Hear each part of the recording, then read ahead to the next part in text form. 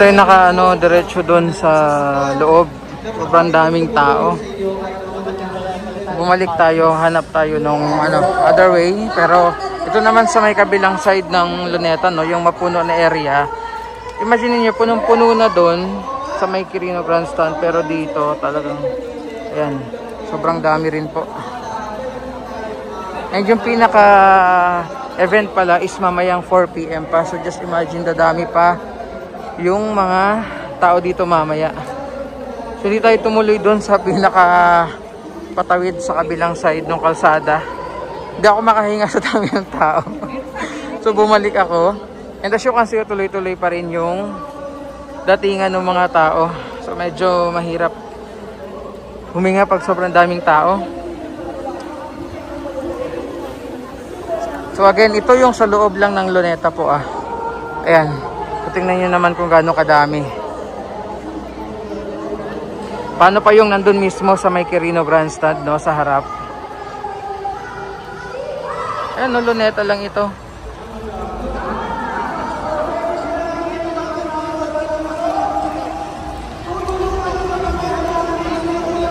Diba? Nakakamangha yung pagkakaisa ng INC. Talagang INC is for unity. Sabi nga doon sa kanilang placard.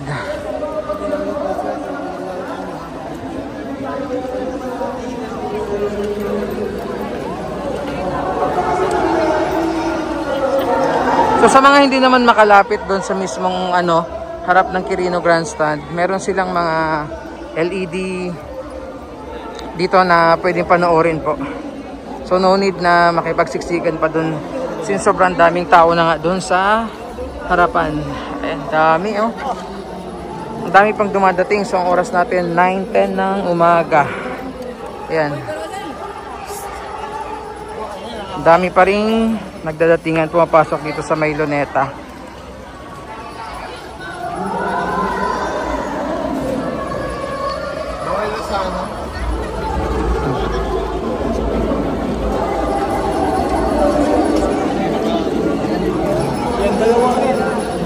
So malamang tumamaya, no, hindi lang yung harap ng Quirino Grandstand yung puno, maging itong loob ng Luneta.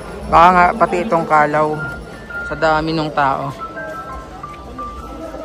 Ayan, so nakalabas na tayo ng Luneta. Balik ulit tayo dito sa may Kalaw. Tingnan natin kung mas madaling maka-penetrate dito sa loob. Part na to. Grabe doon.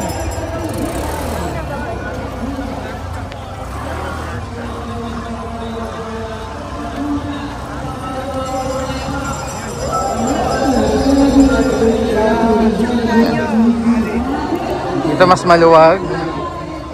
Pero tingnan natin. Again, this is 9:10 ng umaga.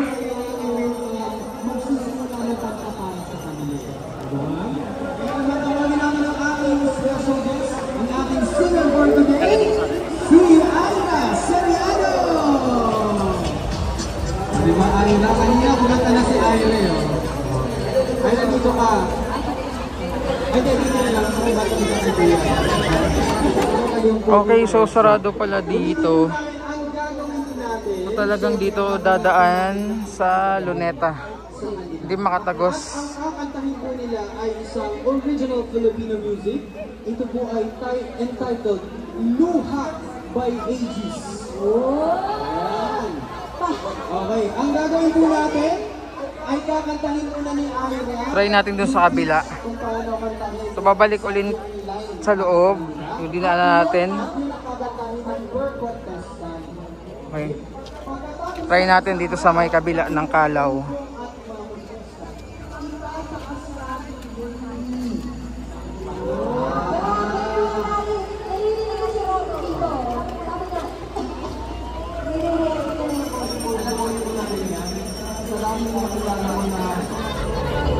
So yung mga dumadalo po, no, labas-pasok yan sa dito sa Luneta. Kasi dyan yung pinakadaan papunta ng Quirino Grandstand. So we'll try dito sa kabila. Ito pala yung mismong Kalaw Road. Luneta pa pala yung kanina. Pa-try natin dito.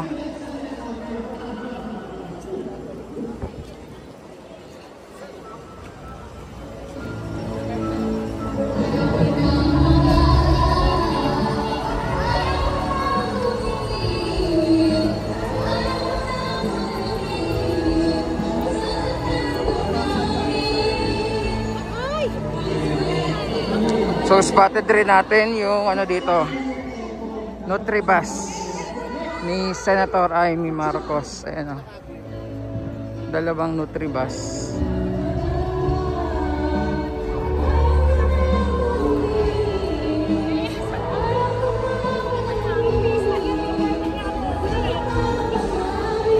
Grabe again ha, talagang goosebumps yung pagkakaisa ng mga kapatid natin from INC para dito sa National Rally for Peace. Ayan o.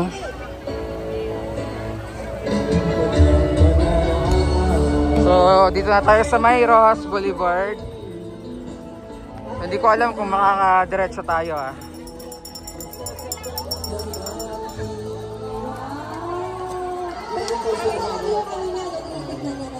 Dinapay sa mababa. Okay, kuya. Sana daw una. Sige. Okay, next.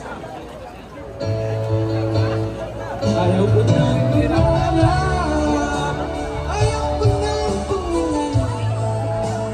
Ayaw ko nang Makakita nyo po, ayan, yung iba mga bagong dating din yan. Papunta lahat doon sa pinaka-entrance ng Quirino Grandstand sa harapan, no? Last but not least, Zero. Pero again, hindi ko sure ha kung Jacob. makaka-penetrate tayo doon sa dami ng tao. Nagulat din ako yan. Jacob, okay. Nagpalit pa kayo ah. Best daw dapat nasa last. Hindi daw. Sige. Jacob, pakitaan mo kami.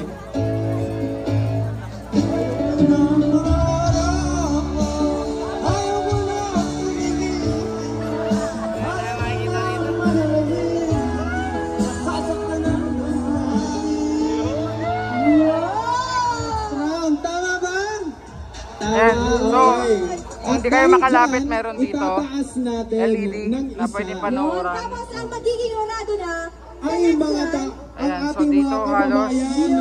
malakasan ng palakpak mamaya. Okay. Pakinggan ng mabuti. Dapat galingan nyo din. Laksan ang boses. Okay, Ira, iparinig mo nga sa amin kung ano ang magiging pitch niyan. Oo.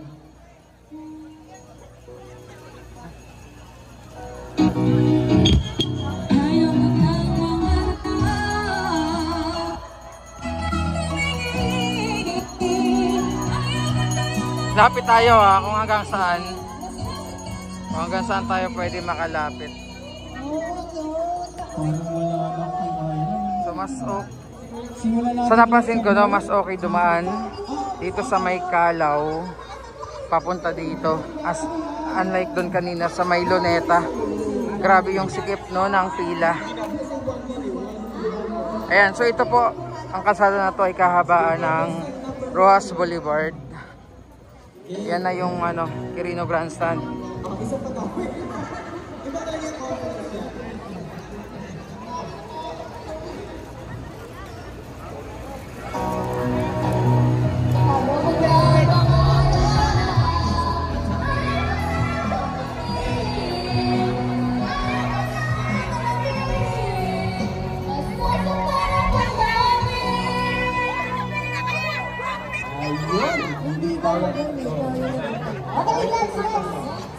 So buti na lang po, hindi ganun katindi yung init. Medyo mainit pero hindi po sobrang init, no? Makulimlim ng konti. Kaya kahit pa paano, malaking bagay din yan sa mga dumadalo for today's event nga.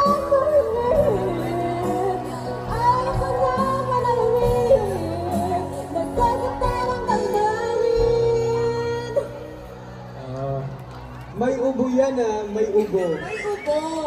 May ubo pa yun. Yan. Okay. Ituloy natin kay JC. JC, kunin mo sa mataas ha. Kaya mo yan.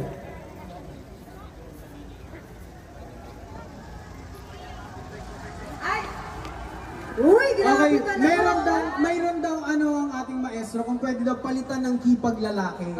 Dapat mataas din Oo, no? Para hindi lugi. Oo. Yun. Yun yung magiging.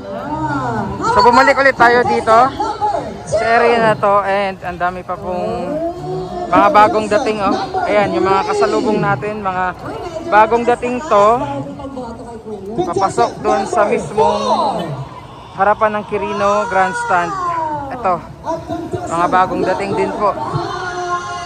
Ang dami pa. Kaya na natin, sino mo ang dalawang may Ayan, tayo dito. So, Kasi po sa ating mga hurado, ang matatanggal ay contestant ayan, dami. 2 at number 3. But that's alright. Nag-enjoy ka ba, Ate Jo, ha? Okay, next na. Ito na. So dahil So ito pong mga nakikita nyo po ngayon sa ating video. Mga galing po yan doon sa may Ross Boulevard, yung papunta po ng Dolomite Beach na area. Mga papunta po dito sa mismong harapan ng Quirino Grandstand. Ayan, tingnan nyo po. So yung mga tao, may mga papasok dito, may mga paalis. Ayan, sa lubong. Ito na yun.